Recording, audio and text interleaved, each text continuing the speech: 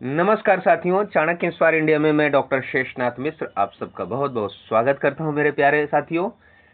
आइए एक आज नया विषय लेकर आया हूं। जैसा कि मैंने आपसे बताया था कि चाहे वह जीडीसी असिस्टेंट प्रोफेसर हो, चाहे हिंदू स्टडीज हो, चाहे एनटीए यूजीसी नेट जेआरएफ हो या अन्य टीजीटी पीजीटी जीआईसी इत्यादि हो, ठीक है ना। जो आज का विषय लेकर आया हूं यह आपके हिंदू स्टडीज और NTA UGC net JRF GDC assistant professor जो अभी झारखंड जेट आया है, ठीक है ना, झारखंड एंट्रेंस टेस्ट जो आया हुआ है, उसके साथ साथ जो बंगाल सेट है, ये इत्यादि जो स्टेट में भी जो सेट या स्लेट होते हैं, ठीक है, उन सब के लिए यह बहुत ही महत्वपूर्ण विषय है और पाठ्यक्रमानुसार है, क्योंकि यूजीसी का ही पाठ्यक्रम लगा हुआ है। और हरियाणा में जो असिस्टेंट प्रोफेसर की स्क्रीनिंग परीक्षा होने वाली है 12 अक्टूबर को, उसके लिए भी यही सिलेबस है, ठीक है। तो बढ़िया से तैयारी करिए।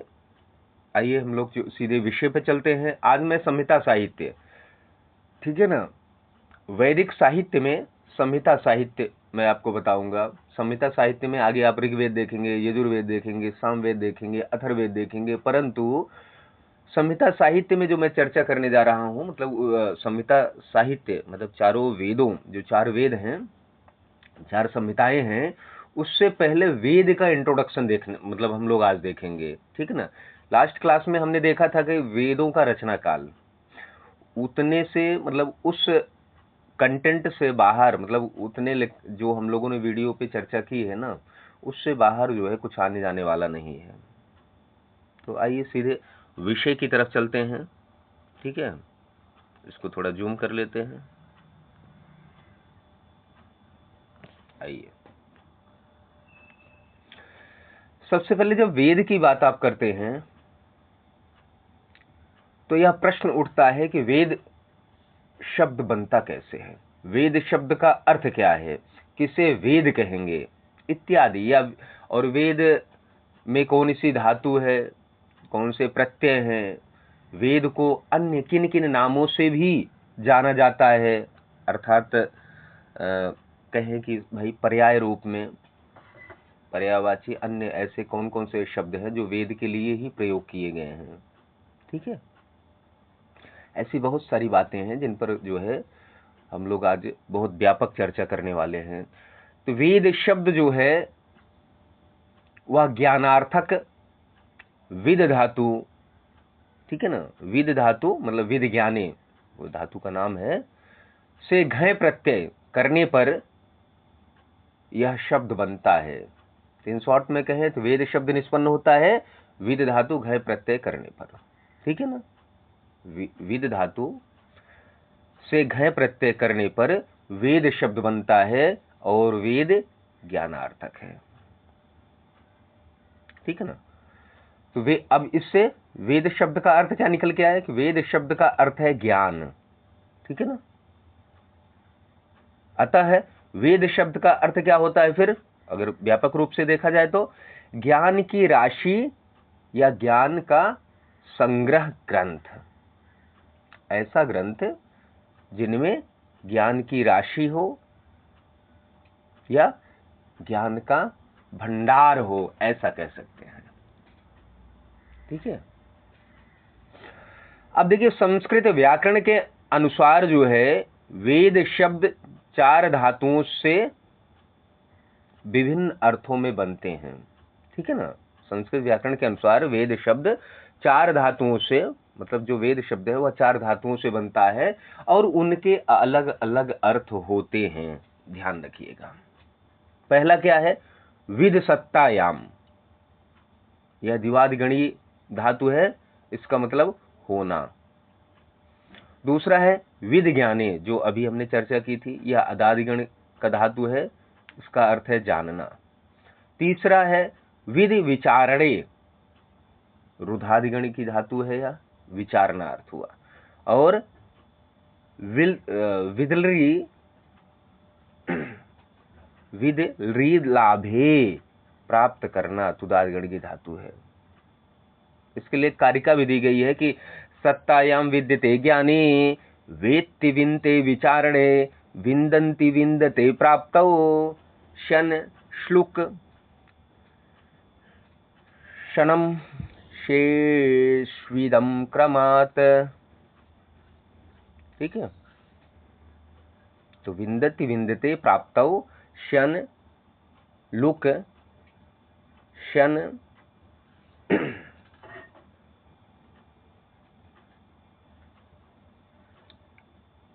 कारिका याद हो गई, मतलब याद कर लीजिएगा, आपको आसानी होगी कि सत्तायाम विद्यते ज्ञाने वेत्ति विन्ते विचारणे विन्दन्ति विन्दते प्राप्तौ शन श्लुक क्षणम शेष्विदम क्रमात्। इन अर्थों का जब समन्वय करते हैं तो प्रातिक शाक्य में इसकी व्याख्या में विष्णु मित्र ने वेद का अर्थ किया है। ऋग प्रातिशाख्य आप जानते हैं, शौनक की रचना है, इस पर जो व्याख्या लिखी गई है विष्णुमित्र ने, वहां पर वेद शब्द का अर्थ किया है कि विद्यन्ते ज्ञापन्ते, ज्ञापन्ते नहीं, विद्यन्ते ज्ञायन्ते लभ्यन्ते एभिर धर्म आदि पुरुषार्था इति वेदाः। ठीक है, अर्थात वेद शब्द का भावार्थ होता है जिन ग्रंथों के द्वारा धर्म अर्थ काम और मोक्ष रूपी पुरुषार्थ चतुष्टय के अस्तित्व का बोध होता है। इनसे पुरुषार्थ चतुष्टय का ज्ञान प्राप्त होता है, इनसे पुरुषार्थ, ठीक है, चतुष्टय की प्राप्ति होती है। और इनमें पुरुषार्थ चतुष्टय का विवेचन किया गया है। इस प्रकार वेद पुरुषार्थ चतुष्टय के सर्वांगीण विवेचन करने वाले ग्रंथ हैं, ऐसा विष्णुमित्र जी के अनुसार है। फिर आचार्य सायण ने वेद की एक अन्य व्याख्या दी गई, वो कहते हैं कि इष्ट प्राप्त्यनिष्ट, ठीक है ना, इष्ट प्राप्त्यनिष्ट परिहारयोर लौकिकम उपायम यो ग्रंथो वेदयति सा वेद। तैत्रीय संहिता के भाष्य में इन्होंने दिया, ये बहुत बार पूछा जाता है परीक्षा में, ठीक है ना। अर्थात इष्ट प्राप्त्यनिष्ठ, अर्थात जो ग्रंथ इष्ट प्राप्ति, मतलब अगर इष्ट प्राप्त्यनिष्ठ को पदच्छेद करेंगे तो इष्ट प्राप्ति अनिष्ट ऐसा होगा।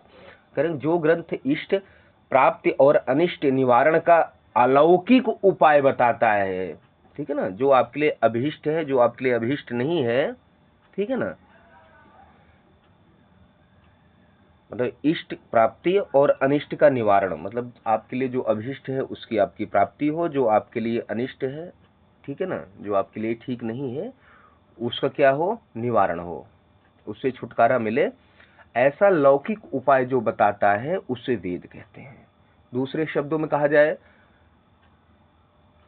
कि जो उन्नति और प्रगति का मार्ग बना, जो उन्नति और प्रगति का, ठीक है ना, जो उन्नति और प्रगति का मार्ग बताता है और तथा दुष्कर्मों से होने वाले कुपरिणामों से बचने का उपाय बताता है, उसे वेद कहते हैं। ध्यान रखिएगा, ठीक है। अब थोड़ी सी चर्चा आगे बढ़ाते हैं कि मंत्र और ब्राह्मण दोनों का सामूहिक जो नाम है वह वेद है। ध्यान रखिएगा, मंत्र और ब्राह्मण दोनों का सामूहिक नाम वेद है। विश्व का प्राचीनतम वाङ्मय है वेद। जब पूरी दुनिया जो है ना असभ्य थी, अनसिविलाइज्ड, उनको कुछ नहीं पता था, उस समय भारत देश के पास यह महान और इतना बेहतरीन जो है ग्रंथ हमारे पास था, इसीलिए इसे विश्व का सबसे प्राचीनतम वाङ्मय और या प्राचीनतम ग्रंथ भी, ग्रंथ ऋग्वेद को कहते हैं, वेद को प्राचीनतम वाङ्मय कहते हैं। वैदिक मंत्रों का संग्रह कहलाता है संहिता। मैंने संहिता शायद बताया ना। तो वैदिक जो मंत्र हैं, क्योंकि वेद में मंत्र हैं, उन मंत्रों का जो संकलन है, संग्रह है, उसे संहिता कहा जाता है। मंत्र शब्द निष्पन्न होता है मन धातु से, ठीक है ना। ऋग्वेद में मन का अर्थ है कहना। ऋग्वेद में मन का अर्थ है कहना, ध्यान रखिएगा। अब आइए थोड़ा सा, वेद को कुछ अन्य नामों से भी जाना जाता है। तो वेदों को कहते हैं श्रुति, वेदों को श्रुति भी कहा जाता है, निगम भी कहा जाता है, आगम, त्रयी, छंदस, आमनाय, स्वाध्याय। वेदों के अर्थ में इन शब्दों का भी प्रयोग होता है, ठीक है ना। जब श्रुति कहा जाए, निगम कहा जाए, आगम कहा जाए, जब श्री रामचरितमानस में देखेंगे तो वहां भी जो है आगम निगम करके मतलब ये शब्द आते हैं, ठीक है ना। वेद को आगम प्रमाण भी कहा गया है। तो आगम प्रमाण है वेद। मंत्र काल तथा संहिता काल दोनों में वेद का स्वरूप था त्रिविध मंत्रात्मक, ठीक है ना। अब देखिए, हमने आपको बता दिया वेदों को श्रुति भी कहते हैं। इसका कारण यह है कि इन्हें गुरु शिष्य परंपरा से श्रवण के द्वारा सुरक्षित रखा गया, ठीक है। अब कहते हैं ना कि इनको लिखने की जो है, जैसे कि सो कोल्ड जो है लिब्रांडू और सिकुलर इतिहासकार बताते हैं ना कि इनके पास लिखने की, इनके पास ये वो दुनिया भर की कमी बताते हैं। सोचिए श्रवण परंपरा कितनी महान है कि आपको किसी चीज को शुद्ध रखना है और कई हजार हजार वर्ष तक आप उसको ले जा सकते हैं। कैसे? गुरु शिष्य परंपरानुसार, ठीक है। गुरु ने अपने शिष्य को दिया, शिष्य ने फिर अपने शिष्य को दिया, ठीक है ना। तो इससे एक दूसरे से वह ज्ञान आगे बढ़ता गया। और जितने आक्रांता आए, मलेच्छ जितने लोग आए, भारत में बर्बरता किए, अत्याचार किए, उन लोगों ने किताबें तो जला दी, व्यक्तियों को भी मारा, लेकिन कितनों को मारोगे। इसीलिए ये आक्रांता जहां भी गए वहां लोगों को मार दिए, लेकिन भारत में ऐसा नहीं कर पाए, क्योंकि इतनी बड़ी आबादी थी और इसको न तो कन्वर्ट किया जा सकता था पूरी तरह से, न तो इसको पूरी तरह से मारा जा सकता था। इसलिए इन्होंने उपाय यहाँ बस गए, ठीक है ना। यहाँ अलग नियम है, इतिहास का ऐसा है, वहां हमें नहीं जाना है। निगम, निगम का अर्थ है सार्थक या अर्थबोधक है। वेदों को साभिप्राय, सुसंगत और गंभीर अर्थ बताने के कारण निगम कहा जाता है। आगम, आगम शब्द का प्रयोग वेद और शास्त्र दोनों के लिए होता है। त्रयी, त्रयी के जानते हैं ना कि ऋक, यजु और साम, इन तीनों को मिलाकर त्रयी कहते हैं। त्रयी शब्द का प्रयोग वेदों के लिए होता है। वेद त्रयी का अर्थ है तीन वेद। मीमांसा दर्शन में त्रयी शब्द तीन प्रकार की रचना का द्योतक है। इसके अंतर्गत चारों वेदों को रखा जाता है, ठीक है। छंदस, चारों वेदों के लिए छंदस शब्द का प्रयोग किया जाता है। पाणिनि ने एक सूत्र भी दिया है, बहुलम छंदसी, ठीक है। यास्क ने निरुक्त में छंदांसी छादनाद कहा है। आमनाय, वेदों के अर्थ में आमनाय शब्द का भी प्रयोग होता है। आमनाय शब्द मनाभ्यासे, मना अभ्यासे भुआदिगणि से बनता है, ठीक है। यह वेदों के प्रतिदिन अभ्यास या स्वाध्याय पर बल देता है आमनाय में, ठीक है। स्वाध्याय, आगे आमनाय के बाद स्वाध्याय एक शब्द है, वेदों के लिए आता है। शतपथ ब्राह्मण में वेदों के लिए स्वाध्याय शब्द का प्रयोग हुआ है। स्वाध्यायोध्येतव्य, वेदों का अध्ययन करना चाहिए, ठीक है ना। स्वाध्याय प्रवचनाभ्याम ना प्रमदितव्यम, तैत्रीय उपनिषद में कहा गया है कि वेदों के अध्ययन और प्रचार में प्रमाद ना करें। स्वाध्याय शब्द स्व अर्थात आत्मा के विषय में मनन चिंतन तथा प्रतिदिन अभ्यास पर बल देता है, ठीक है।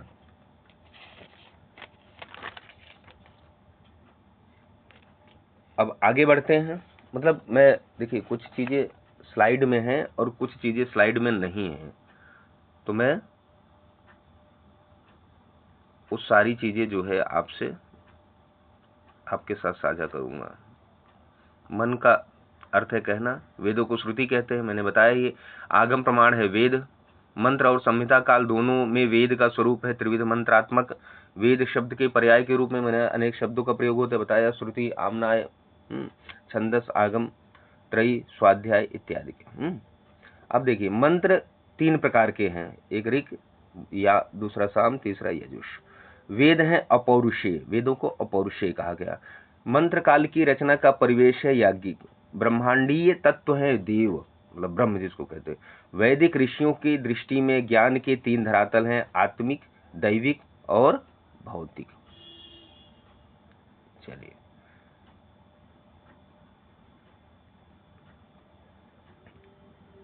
ठीक है।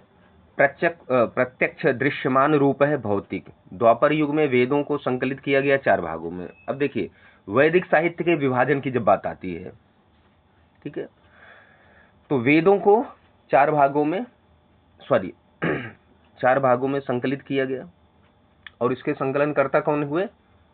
वेद व्यासी, व्यास जी, इसीलिए इनको वेद व्यास कहा गया। तो प्रश्न आता है वेदों के प्रथम संकलनकर्ता या वेदों के संकलनकर्ता कौन है? तो व्यास जी हैं, ठीक है ना। तो अब वैदिक साहित्य को सुविधानुसार बांटा गया 4 भागों में। वैदिक साहित्य को सुविधा की दृष्टि से जो है ना 4 भागों में बांटा गया। पहला वेदों की संहिताएं, दूसरा ब्राह्मण ग्रंथ, तीसरा आरण्यक ग्रंथ, चौथा उपनिषद। ठीक है। अब वैदिक संहिताएं जो वेदों की संहिताओं के रूप में बांटा गया, तो उसमें 4 वेदों को रखा गया, ऋग्वेद, यजुर्वेद, सामवेद और अथर्ववेद। संहिता शब्द का अर्थ आपने व्याकरण में पढ़ा होगा ना, परः सन्निकर्षः संहिता, पदों की अत्यधिक संहिता को संहिता कहते हैं।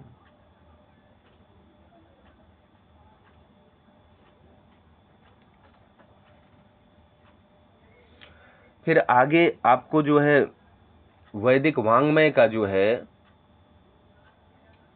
2 प्रकार से विभाजन देखने को मिलेगा। वर्ण विषय की दृष्टि से समस्त वैदिक वांग्मय को 2 भागों में बांटा जाता है, ठीक है ना। एक कर्मकांड, दूसरा ज्ञान कांड। वेदों और ब्राह्मण ग्रंथों को कर्मकांड के अंतर रखा जाता है, क्योंकि इनमें अनेक यज्ञों के कर्मकांड की पूरी प्रक्रिया दी गई है, कि मतलब यज्ञ का जो विधि विधान अन्य चीजें हैं वो सारी चीजें जो है इसमें दी गई हैं। वेदों में यज्ञीय कर्मकांड से संबद्ध मंत्र भी हैं, वेद में मंत्र हैं, मैंने पहले बताया था, और ब्राह्मण ग्रंथों में इन मंत्रों की विस्तृत व्याख्या दी गई है। दूसरा इसका भाग है ज्ञान कांड। ज्ञान कांड के अंतर्गत आरण्यक ग्रंथ और उपनिषद ग्रंथ आते हैं। आरण्यक ग्रंथों में यज्ञीय क्रियाकलाप की आध्यात्मिक एवं दार्शनिक व्याख्या प्रस्तुत की गई है, ठीक है। और इसी आध्यात्मिक व्याख्या को आधार बनाकर उपनिषदों की सृष्टि हुई। उपनिषदों में आध्यात्मिक और दार्शनिक तत्वों की समीक्षा की गई, ध्यान रखिएगा, ठीक है। इनमें जैसे ब्रह्म क्या है, ईश्वर, जीव, प्रकृति, मोक्ष आदि का वर्णन है। इसलिए आरण्यक और उपनिषदों को ज्ञान कांड कहा जाता है, ठीक है। आइए आगे थोड़ा बढ़िए।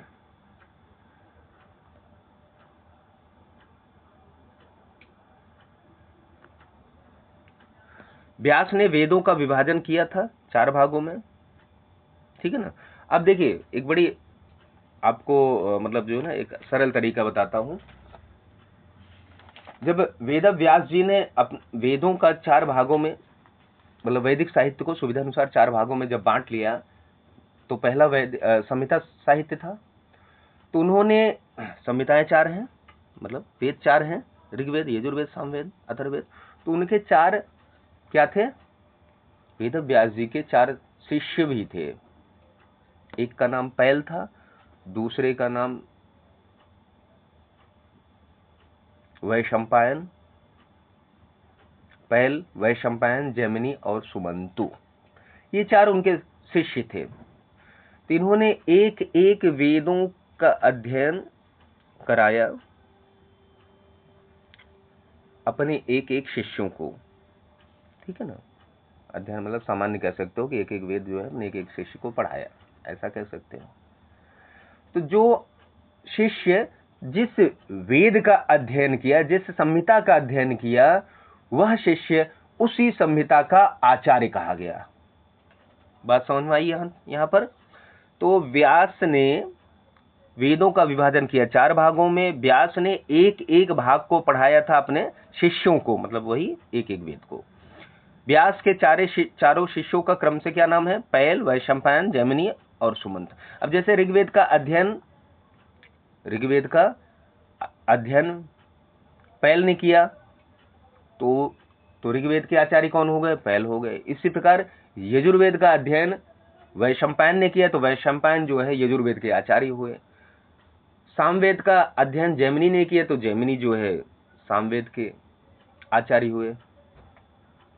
अथर्ववेद का अध्ययन सुमंतु ने किया, तो सुमंतु जो है अथर्ववेद के आचार्य हुए। अब आपसे प्रश्न पूछा जाता है, ऋग्वेद के आचार्य हैं पैल, यजुर्वेद के आचार्य हैं वैशंपायन, सामवेद के आचार्य हैं जैमिनी और अथर्ववेद के आचार्य हैं सुमंतु। बात क्लियर हुई? तो व्यास ने पैल को अध्ययन कराया ऋग्वेद का, व्यास ने वैशंपायन को अध्ययन कराया यजुर्वेद का, व्यास ने जैमिनी को अध्ययन कराया सामवेद का, व्यास ने सुमंतु को अध्ययन कराया अथर्ववेद का। ठीक है।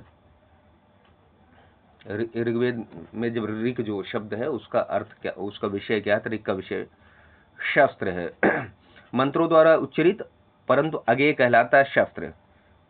ठीक है। ऋक का विषय, ऋक मतलब ऋग्वेद का विषय क्या है? तो शस्त्र है, ध्यान रखिएगा। यजुष का विषय क्या है? यज्ञ कर्म। यज्ञ कर्म का अन्य नाम इज्या है। ठीक है। साम का विषय देखिए, साम का विषय है स्तुत स्तोम। अथर्ववेद का विषय है, साम कहने मतलब सामवेद, अथर्ववेद का विषय है प्रायश्चित। ठीक है।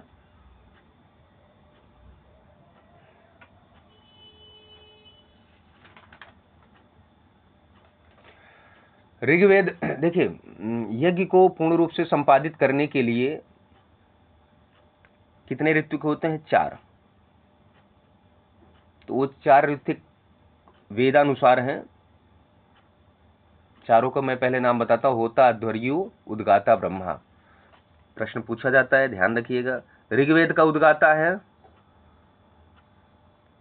ऋग्वेद के उद्गाता है, उद्गाता का ऋग्वेद का ऋत्विक है होता। होता के 3 सहायक हैं। ये 3 सहायक बहुत ज्यादा आजकल प्रश्न पूछे जा रहे हैं परीक्षा में। होता के 3 सहायक थे, कौन कौन से हैं? मैत्रावरुण, जिसको प्रशास्ता भी कहा जाता है, अक्षावाक तथा ग्रावस्तुति। ये बहुत इंपॉर्टेंट है, ध्यान रखिएगा। इन्हीं को कहा जाता है होत्रिगण या होत्रिवर्ग, ध्यान रखिएगा। अध्वर्यु, यजुर्वेद का जो ऋत्विक है वह क्या है? अध्वर्यु है। अध्वर्यु के 3 सहायक थे, प्रतिप्रस्थाता, दूसरा नेष्टा, तीसरा है उन्नेता। इन 3 ठीक है ना। अब जो सामवेद के ऋत्विक थे उनको उद्गाता। सामवेद का ऋत्विक कौन था? उद्गाता। यजुर्वेद का ऋत्विक अध्वर्यु। तो सामवेद का जो ऋत्विक उद्गाता था उसके भी 3 सहायक थे, प्रस्तोता, प्रतिहर्ता, सुब्रमण्य।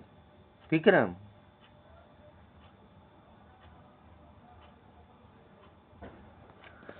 अब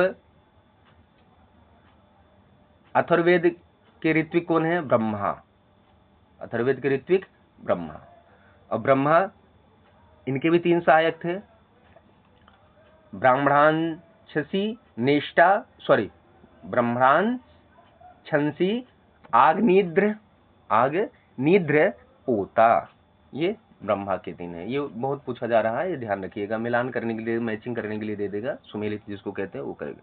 वेदत्रय में मैंने बताया था ऋग्वेद, यजुर्वेद और सामवेद।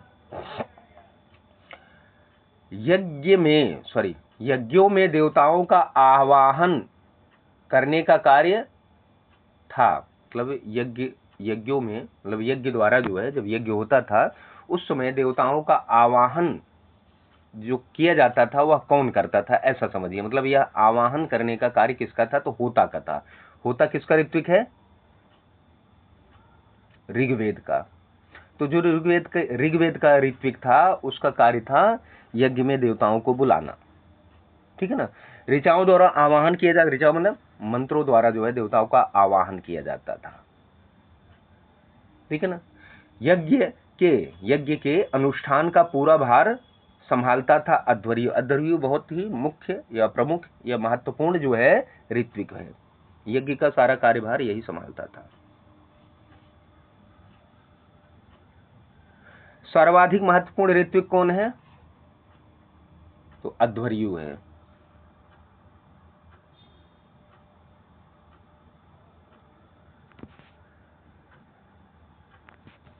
ठीक है।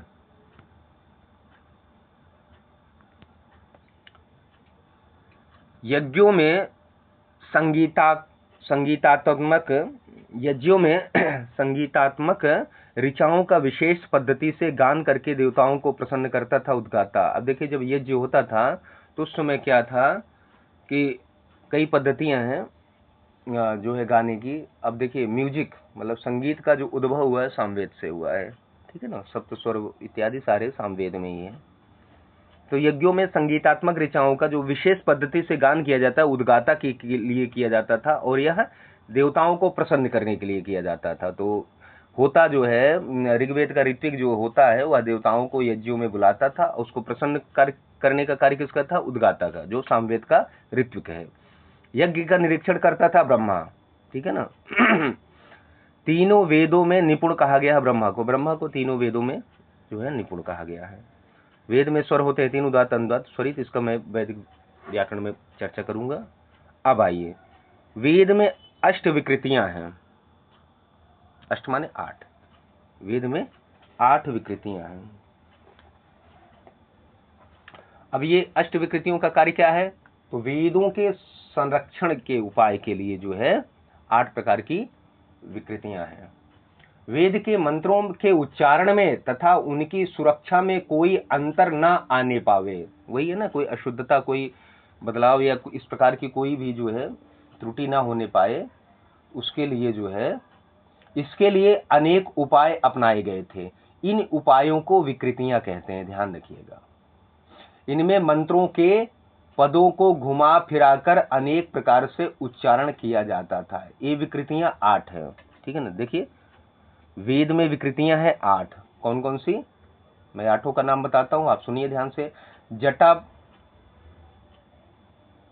जटापाठ, ठीक है ना। माला, शिखा, रेखा, ध्वज, दंड, रथ, घन, ठीक है।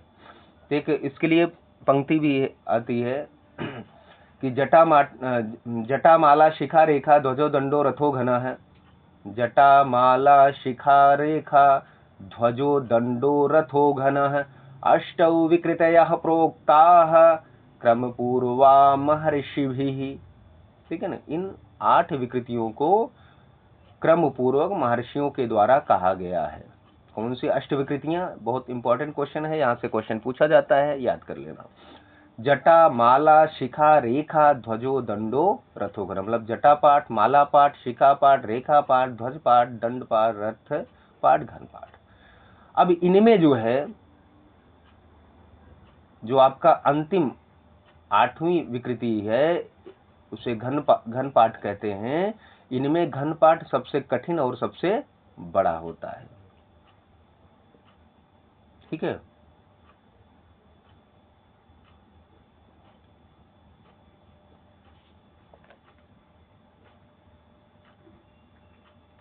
यह बात समझ में आ गई। तो अष्ट विकृतियों से प्रश्न जरूर पूछा जाता है। अब एक प्रश्न आता है कि ये तो हालांकि आगे मैं पढ़ाऊंगा, फिर भी देख ले। ऋग्वेद का उपवेद आयुर्वेद है, अग्नि ऋषि है। यजुर्वेद का उपवेद जो है धनुर्वेद है, इसके वायु ऋषि हैं।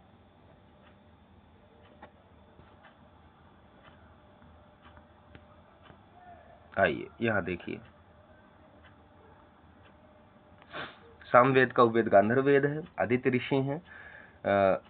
अथर्ववेद के 5 उपवेद पाए जाते हैं, उसमें सर्पवेद, पिशाचवेद, असुरवेद, इतिहास वेद, पुराण वेद।